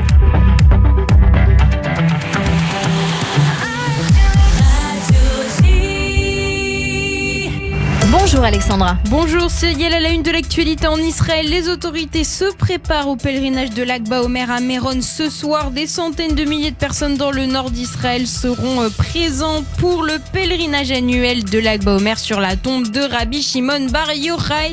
8000 policiers assureront la sécurité du complexe, un dispositif de grande ampleur qui vise à éviter la surpopulation après la bousculade meurtrière qui avait fait 45 morts en 2021. Pas plus de 50 000 personnes à la fois seront autorisées à se rendre sur la tombe du Rabbi et pour un maximum de 5 heures seulement. Au chapitre sécuritaire, les terroristes qui ont planifié l'attentat à Beitar Illit ont été arrêtés lors des dernières opérations de Tsahal à Bethléem en Judée-Samarie. Une infrastructure terroriste du Front populaire de libération de la Palestine a été démantelée le mois dernier. 7 personnes ont été arrêtées. D'après les forces de sécurité, cette cellule prévoyait d'autres attentats contre des Israéliens. Les détails avec Daniel Haïk, notre correspondant à Jérusalem. Oui, c'est en effet ce que le Premier ministre Benjamin Netanyahou a révélé lors de la réunion hebdomadaire du Conseil des ministres. Hier, M. Netanyahou en a profité pour remercier les forces de sécurité israéliennes pour leur efficacité. Depuis le début de l'année, nous avons arrêté 110 terroristes au cours d'opérations complexes et sans précédent sur le plan international, a dit le Premier ministre, qui a émis l'espoir que le budget de l'État sera voté par une majorité de députés. Pour ce faire, le budget doit être présenté et voté donc avant le 29 mai prochain. Daniel Haïk, notre correspondant à Jérusalem, et c'est dans ce contexte sécuritaire très inquiétant que l'autorité palestinienne dit craindre que le Hamas ne prépare un coup d'État en Judée-Samarie. C'est ce qu'on apprenait il y a quelques minutes. Diplomatie, l'Union européenne annule la réception israélienne de la Journée de l'Europe pour éloigner le ministre Itamar Ben-Gvir. À la suite d'une réunion des ambassadeurs des États membres en Israël, l'ambassade de l'UE a publié un communiqué indiquant que malheureusement cette année, je cite, nous avons décidé d'annuler la réception diplomatique car nous ne voulons pas offrir une tribune à quelqu'un dont les opinions contredisent les valeurs européennes. Les ambassadeurs européens ont refusé de rencontrer le ministre ou des membres de son parti en raison de leur position d'extrême droite. Itamar Ben-Gvir dénonce, lui, une institution qui, je cite, se livre sans diplomatie à la censure. L'actualité en France, le pays commémore aujourd'hui les 78 ans de la victoire des Alliés sur l'Allemagne nazie. Une première cérémonie a eu lieu ce matin à l'Arc de Triomphe, un hommage en présence du chef de l'État Emmanuel Macron qui a ravivé la flamme avant de déposer une gerbe et d'observer une minute de silence devant la tombe du soldat inconnu en présence de la première ministre Elisabeth Borne. Le petit-fils du général de Gaulle était sur place ce matin, Yves de Gaulle au micro d'LCI. Il y a eu énormément de blessés, de tués, de massacrés, même pendant la Deuxième Guerre mondiale, qui se sont battus pour préserver nos libertés fondamentales. Et puis ça n'est pas de l'histoire, parce que c'est de l'actualité, malheureusement, on le connaît. Qui résonne encore, en effet, avec la guerre en Ukraine. Avec la guerre en Ukraine. Donc il faut aussi se préparer, et préparer nos armes, préparer notre peuple à ce qui peut malheureusement survenir, et qui doit nous mobiliser, parce que si jamais cela doit survenir, comme cela est arrivé en Ukraine, on ne nous demandera pas notre avis. Yves de Gaulle au micro d'LCI ce matin. Emmanuel Macron est en ce moment au mémorial de la prison de Montluc à Lyon pour un hommage à Jean Moulin. Plusieurs groupes de manifestants se sont rassemblés à l'extérieur du périmètre de sécurité à Lyon pour protester contre la réforme des retraites. On termine ce journal avec un mot de la guerre en Ukraine où la commémoration du 8 mai est également observée. Le président Volodymyr Zelensky a affirmé ce matin que la Russie sera vaincue de la même manière que le nazisme. Ce mal, bien que différent aujourd'hui, a le même but, l'asservissement ou la destruction, a déclaré le dirigeant ukrainien lors d'une allocution diffusée sur ses réseaux sociaux. Des propos qui interviennent peu après une nouvelle attaque russe de grande ampleur sur la capitale ukrainienne. Et merci beaucoup Alexandra Sénigon. On vous retrouve bien sûr demain à partir de 14h. En attendant, c'est la suite de notre émission avec mon invité Georges Lang sur Radio J, juste après la pause. Radio J. Radio J. Le 6-9, Léa Moscona. Tous les matins à 7h45 sur Radio J, Christophe Barbier. Demain, je recevrai le député MoDem des Yvelines, Bruno Millienne. C'est tous les jours à 7h45 sur Radio J. Hors de question que je place ma mère en maison de retraite. Mais là, j'avoue, elle est de plus en plus dépendante. Et j'ai besoin d'aide. J'accompagne souvent ma mère à la Fondation Oser pour un accueil de jour. En voyant les autres patients atteints de maladie d'Alzheimer, j'ai les larmes aux yeux. On pense qu'ils ne peuvent pas se souvenir, mais petit à petit, j'ai découvert qu'on pouvait ranimer leur mémoire. Ils font un travail extraordinaire. Dans le cadre de l'IFI, déduisez 75% des dons versés à la Fondation. Fondation Oser MES. Infos et dons sécurisés sur oser.fondationjudaïsme.org. Alexis Lacroix, directeur de la publication Actualité Juive Hebdo. Cette semaine, notre dossier spécial « Montrer Israël, vaincre les clichés ». L'État juif expliqué aux élus français à la suite de la convention du consistoire. Ils reviennent sous le charme d'Israël. Un entretien avec le président du consistoire, Eli Korchia, les analyses de Jonathan Arfi, Anne-Sophie Sebon-Bekash, Arié Bonsemoun. Retrouvez chaque semaine Actualité Juive sur abonnement et en digital sur actualitéjuive.com. Actualité Juive, l'hebdomadaire incontournable de la communauté. Le nouveau magazine Les dossiers de chronique criminelle. Bonjour, c'est Jacques Pradel. Pourquoi des gens ordinaires commettent-ils parfois l'impensable ? Avec ce nouveau magazine, je vous emmène au cœur des plus grandes enquêtes. Récits, décryptages, témoignages. La découverte de la vérité ne tient parfois qu'à un fil. Le nouveau magazine Les dossiers de chronique criminelle chez votre marchand de journaux. Dimanche 14 mai, journée champêtre de Lag Baomer, de 12h à 19h, Parc de la Brèche Alain Gozlan, avenue de la Brèche à Créteil. Au programme, animation et jeux pour les petits et les grands, nombreux stands, restauration cachère et la présence de personnalités civiles et religieuses. Dimanche 14 mai, dès midi, venez passer une journée champêtre de Lag Baomer, inoubliable, organisée par le Consistoire de Paris, la communauté israélite et le Bet Rabat de Créteil, en partenariat avec la mairie de Créteil. Parking gratuit. Radio J. 15h, 16h30. Cyrielle Sarah Cohen. De retour sur l'antenne de Radio J. Merci de nous rejoindre si c'est le cas, si vous êtes avec nous depuis le début de cette émission. Merci pour votre fidélité avec notre invité aujourd'hui, Georges Lang, pour la sortie dans quelques jours, le 12 mai, des 50 ans des Nocturnes RTL en coffret et en double vinyle. Sans plus tarder, le coup de fourchette avec Sam Berebi qui vous croque sur Radio J. C'est pas grosse. C'est fin, c'est très fin, ça se mange sans fin. Je suis dilaté. Radio J. Radio J, le coup de fourchette. Bonjour Sam. Bonjour Cyrielle, bonjour Georges. Bonjour. Ça va ? Ça va. Alors, qui dit coup de fourchette dit plat. Oui. Je sais que vous vivez au Luxembourg. Donc, à la base, je voulais choisir un plat luxembourgeois. Ouais, ben, mais je m'attends au pire. Autant le Luxembourg, c'est un beau pays, la verdure, les forêts. Les plats luxembourgeois, t'entends le nom, t'as plus faim. Je te jure. Moi, j'ai dit Bounesschlup. Vous connaissez ? La soupe de haricots. La Bounesschlup. La Bounesschlup. Moi, j'ai dire le nom d'une. Non, mais du coup. Alors, je ne sais pas ce que c'est. C'est une soupe de haricots, en fait. C'est une soupe de mais il y a plus de saucisses que de haricots. Et il y a plus de lardons que d'haricots. Et du coup, comme je savais pas trop le prononcer, je me suis dit, j'ai choisi, comme vous venez de Lorraine, j'ai choisi un plat de Lorraine pas du tout connu. Moi, j'aurais dit la loubia. La quiche Lorraine. Oui, mais là, je suis très. J'aime bien la bonne quiche Lorraine. Laquelle ? Pas au jambon, hein, parce que c'est pas celle qu'on trouve aux États-Unis. Pas aux États-Unis, non. Non. Moi, j'en ai mangé. Ah oui, moi aussi j'aime bien. Moi, j'en ai mangé ce week-end devant le sacre du roi Charles. Vous avez regardé ou pas ? Oui, bien sûr. C'est émouvant. Oui. Toute sa vie, il a attendu ce moment. Il a attendu toute sa vie d'être roi.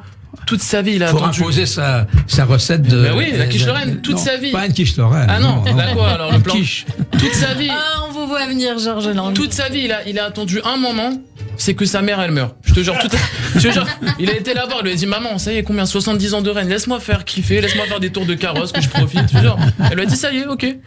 En plus, ils ont fait une édition spéciale, toutes les chaînes, 6h, 23h. C'est pas une édition spéciale, c'est une prise d'otage, c'est conneries. Même avec l'armistice, vous avez vu l'armistice ? C'est beau, c'est la fin de la guerre, c'est beau. Par contre, autant à Roland-Garros, les Français, ils sont nazes. Autant dans les défilés, c'est les rois du monde. Hein. Une cavalerie, les chevaux, des robes de toutes les couleurs. Je te jure, c'est un truc de ouf. Les voitures, les trucs. Et je me suis dit, imagine Macron, devant la tombe du soldat inconnu, silence, la Marseillaise, il se tape une barre. C'est possible. S'il pense au quinquennat de Hollande, il est parti pour la journée, le mec. Hein. Non, il peut, c'est possible, je me suis dit.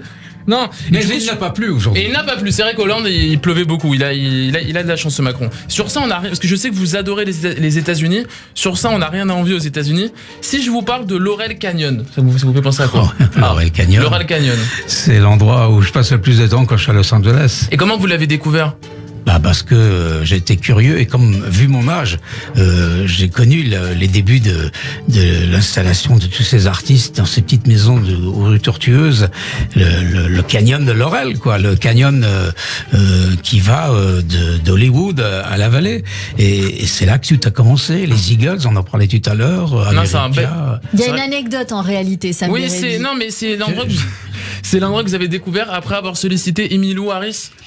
Elle était enceinte, elle vous a demandé de... Non, c'est pas ça l'histoire. Où c'est que vous êtes allé chercher tout ça?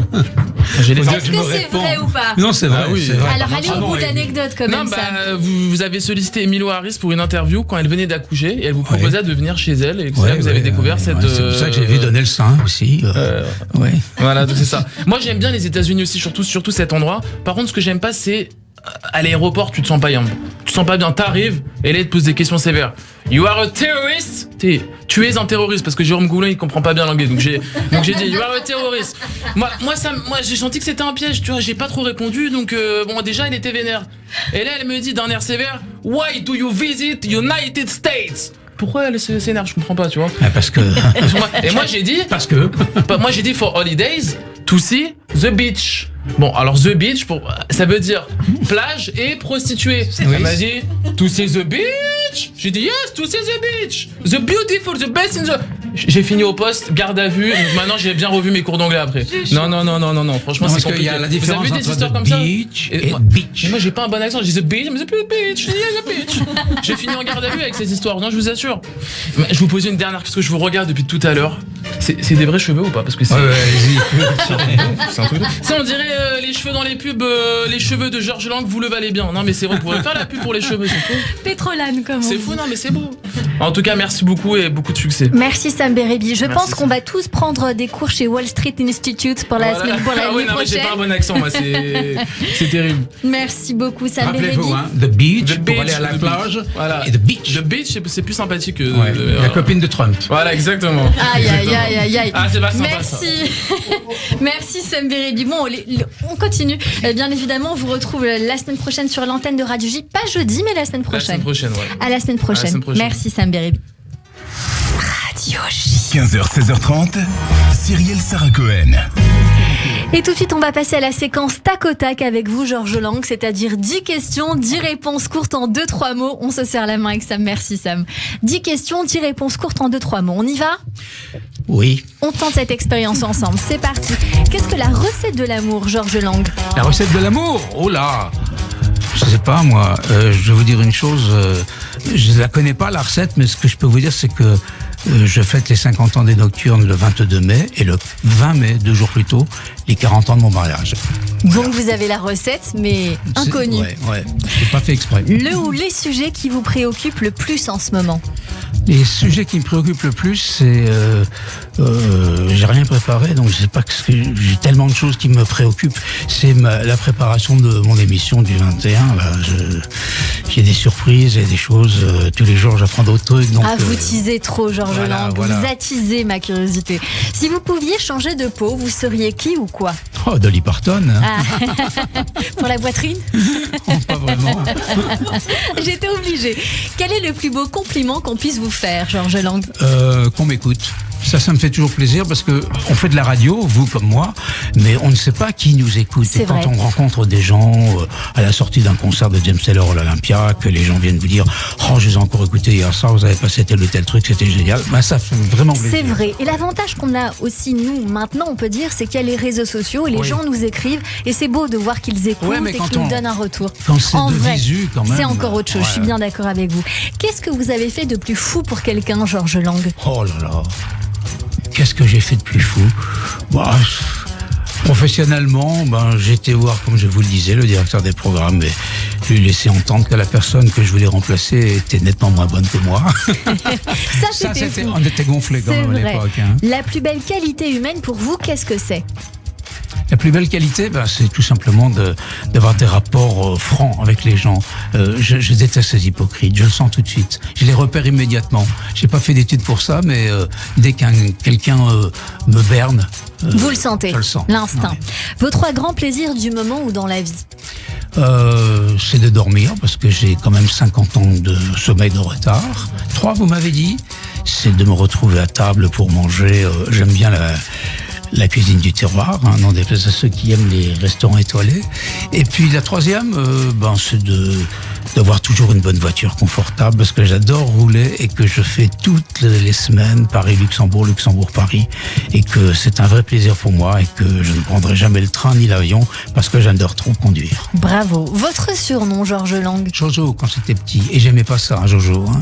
Ça faisait penser à Joseph, parce qu'on écrivait ça J-O-J-O. Or, Georges, c'est G-E-O. Votre philosophie de vie, Jojo? Ne commencez pas à m'appeler Jojo parce que j'arrête sinon... tout de suite. Ma philosophie de vie, c'est de vivre un peu à la campagne quand même. Ça, j'adore. Moi, vous m'avez demandé si j'habitais Paris ou Luxembourg. J'habite Luxembourg parce que j'ai construit une maison comme les Californiens les construisent à Laurel Canyon notamment, et c'est un chalet, bois et vitrage, et j'adore ça, et je me sens bien dans ma maison, et je peux être casanier, je peux ne pas sortir de chez moi pendant plusieurs jours. Votre prochain rêve à accomplir, Georges Lang? Alors là, j'en ai pas, parce que je rêve tous les jours de faire de la radio, et j'en fais tous les jours, donc j'ai atteint ce que je voulais faire. J'ai pas de rêve, donc vraiment, j'en ai pas. Je me contente de ce que je fais actuellement. Et c'est beau. Le dernier mot, la dernière phrase que vous aimeriez prononcer dans votre vie? Tomorrow is another day. C'est comme ça que je termine mes émissions, je le dirai le jour-là. Hein. Tomorrow is another day. Et c'est bizarre parce qu'en vous posant cette question, je me disais le dernier mot, la dernière phrase potentielle que vous diriez peut-être à l'antenne, et c'est le même, vous voyez, comme quoi. Ben voilà. On poursuit cette émission tout de suite avec un coup de cœur sur Radio J. Radio J. 15h, 16h30, Cyrielle Sarah Cohen. Et on découvre Jérémy Ababou pour son titre Couleur d'automne, qui fait partie de son album de 16 titres Il était une fois. Il sera en live jeudi 11 mai prochain au Théâtre L'Européen. Nous l'avions déjà reçu et on se fait le plaisir de le réécouter une nouvelle fois. Il est pianiste, c'est beau, on écoute, on se fait plaisir sur Radio J.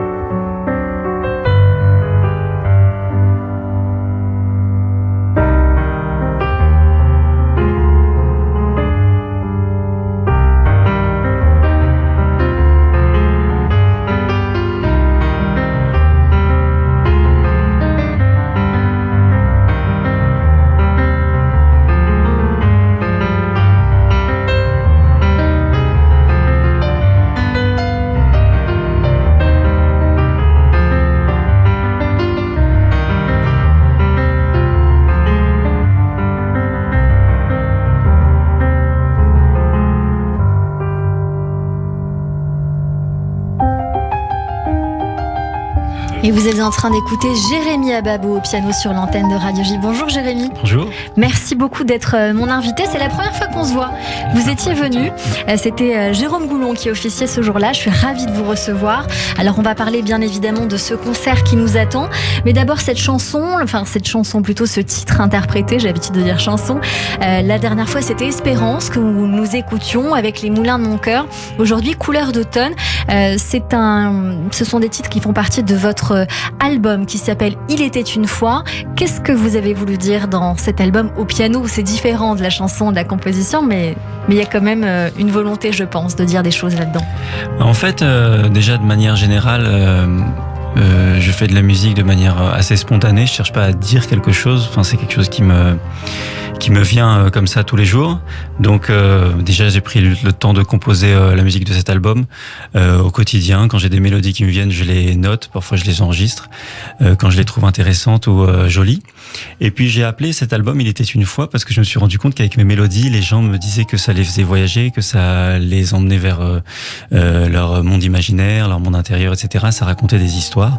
Et donc je me suis dit tiens, pourquoi pas l'appeler Il était une fois. Bien que j'ai toujours du mal à nommer les titres que je compose, parce que souvent ça oblige plus ou moins l'auditeur à faire un chemin que je n'ai pas envie de lui imposer. Exactement, ça met un titre dans une case. La couleur d'automne, on est obligé de se voir en automne comme si les feuilles tombaient, alors que pour autant c'est l'imaginaire qui doit agir. Jérémy, je voulais savoir, est-ce que c'est votre métier, pianiste, aujourd'hui? Est-ce que vous avez un travail à côté ou est-ce que c'est votre travail? Est-ce que vous accompagnez des gens au quotidien, par exemple sur des plateaux télé, comme on voit, par exemple, c'est le cas de pas mal d'artistes que je connais? Oui, alors c'est mon métier, j'en vis, c'est pas un hobby. C'est ça. Mais quel est ton hobby? Non, c'est vraiment mon métier depuis quelques années. J'ai la chance de vivre que de ça. Et mon domaine d'activité s'étend essentiellement sur un travail en tant que compositeur. Je fais de la musique de film aussi. C'est ça. J'enregistre des albums, je fais de la scène et je compose pour le théâtre. Est-ce que j'ai accompagné des artistes? Oui. Le dernier que j'ai accompagné, bien qu'en ce moment je travaille plus sur une carrière solo, j'ai accompagné Gad Elmaleh sur l'album Hommage à Claude Nougaro, où j'ai réalisé, écrit donc les arrangements aussi, j'ai co-réalisé, j'ai écrit les arrangements et j'étais aussi pianiste. Et donc on a fait effectivement des plateaux télé et toute la presse. Donc bien artiste musicien avec donc cet album Il était une fois. Vous serez en concert jeudi 11 mai prochain au Théâtre L'Européen. Qu'est-ce qui nous attend? Parce qu'il y a une surprise que j'ai très envie que vous me disiez. Voilà, j'ai envie d'entendre une surprise particulière, je vais vous le dire, mais est-ce qu'il va y avoir des surprises? C'est quoi la surprise? C'est votre mamie? Ah oui, pardon. Évidemment, parce que vous la montrez sur les réseaux sociaux, elle est extrêmement touchante et c'était la volonté de savoir si elle vous a aussi inspiré et si elle sera avec vous parce que on l'entend beaucoup chanter avec vous. C'est ma fan numéro 1 et peut-être la seule, je sais pas s'il y a d'autres fans. Non, je pense qu'il y en a bien d'autres. Et elle est très encourageante et j'adore la voir près de moi pendant le concert parce que je sais que j'ai cette petite lumière qui m'éclaire et qui me tient la main. Est-ce qu'elle sera sur scène avec vous? Sur scène, je sais pas, mais il faut lui demander. Hein. J'hésite à lui faire jouer un morceau sur scène. Faut voir si elle est en forme. Elle vous a inspiré? Est-ce qu'elle vous a appris à jouer au piano ou ça n'a rien à voir? Alors, elle m'a pas appris à jouer au piano parce que moi j'ai grandi en Israël et elle est en France et donc on s'est pas beaucoup vus. On se voyait une fois, 2 fois par an pendant une longue période, donc j'ai pas vraiment. Mais c'est vrai qu'à chaque fois que je la voyais, il y avait le piano, il y avait son amour pour Frédéric Chopin. Donc peut-être que ça m'est resté, oui. On va vous retrouver le jeudi 11 mai prochain au Théâtre L'Européen. Jérémy sur les réseaux sociaux en attendant. Ababou Jérémy avec un Y sur Instagram. Jérémy Ababou Musique avec un C sur Facebook. Est-ce que vous cherchez éventuellement des gens pour vous aider à composer? Est-ce que vous composez aussi? Je sais que vous étiez avec Cynthia Léon et vous avez fait quelque chose en duo. Je l'ai reçu également. Est-ce que on peut vous donner un coup de main? Je ne sais pas. Bien sûr qu'on peut donner un coup de main. Moi, je cherche l'inspiration partout. Déjà, même chez des compositeurs qui sont peut-être plus vivants, puisque je les consulte tous les jours. En me levant le matin, j'essaye toujours de me rapprocher de Jean-Sébastien Bach encore un peu plus, de le comprendre, de parler avec Mozart, Beethoven, etc. Mais aussi avec des vivants et dans différents domaines artistiques, puisque par exemple dans le cinéma, ce qui est très intéressant quand on travaille avec un réalisateur, c'est qu'on rentre dans son univers et on doit s'adapter aussi à son monde et essayer de comprendre aussi le besoin et ce qu'il entend à travers ses images. Donc il y a aussi ça qui est très inspirant. Il y a plein de situations hyper inspirantes dans ces domaines-là. Eh bien, écoutez, c'est entendu. On va venir vous voir, Jérémy Ababou, jeudi 11 mai prochain au Théâtre L'Européen. Je serai là. Vous avez déjà votre place ou c'est complet? Eh ben, on va essayer de faire de la place. Je serai en loge. Merci beaucoup, Jérémy Ababou. En tout cas, merci d'être notre invité pour la 2e fois. C'est un plaisir de vous rencontrer et de vous écouter. Merci beaucoup d'avoir été notre coup de cœur du jour. Si vous aussi, vous voulez nous faire découvrir votre musique, votre univers ou votre projet, vous pouvez bien évidemment le faire en nous écrivant sur le site de Radio J ou sur notre Instagram. Tout de suite, le portrait de notre invité. J. Radio J. Le portrait psychologique. Comme toujours à la fin de cette émission, on a pour habitude de débriefer ces minutes que nous avons passées ensemble, Georges Lang, et c'est donc Sandy Boulanger qui fait le travail. Bonjour Sandy. Bonjour Cyrielle. Bonjour. Bonjour Georges. Alors, vous avez beaucoup parlé au début avec cette expression qui revenait du « même si ». Même si c'était à Luxembourg, même si c'était la nuit. Et ça, vous voyez, eh bien, vous nous avez permis de comprendre que vous êtes quelqu'un qui apprécie la vie, qui la croque aussi, même si c'est pas l'idéal de ce que vous espériez ou que vous souhaitez. Donc il y a quelque chose de l'ordre de l'adaptation, mais aussi du positivisme chez vous. Vous êtes un homme passionné de musique, sûrement parce que c'est votre façon d'être en lien et de rencontrer l'autre, j'imagine. Vous admiriez les radios pirates pour la transgression, avez-vous dit. Mais moi, j'imagine que cette transgression, c'est par rapport à la liberté et la libre circulation de la musique. Parce que sincèrement, on vous imagine pas du tout rebelle. Ah bah, vous vous trompez, hein. Il y a un Georges Lang et il y a un Jojo. Ah, je croyais que celui-là, il fallait pas l'appeler. Ah bah oui, mais c'est l'affreux Jojo. Hein. D'accord, donc vous nous avez pas montré comme l'affreux Gainsbourg Jojo aujourd'hui. En même temps, Georges, ce que vous nous avez montré, c'est que vous êtes rock et sensible. Vous savez éprouver du plaisir, et ça, c'est pas rien quand même, hein, parce que ça demande énormément de compréhension de soi et d'évolution que de savoir avoir du plaisir, mais surtout, vous savez le partager. Alors, je crois que c'est la base de mon métier. Moi, je suis un passeur. Hein. Je partage. C'est beau cette phrase, hein, oui. Ce mot. Non, mais un jour, mon fils m'a dit, tu dédicaces des compiles, mais t'as rien fait, là. C'est pas toi qui as fait la musique. J'ai dit, ouais, tu devrais avoir honte. Et c'est vrai, en réfléchissant bien, je me nourris du talent des autres. Vous le mettez en valeur aussi, peut-être, non ? Ouais, peut-être, mais au départ, moi, j'ai rien fait. Hein.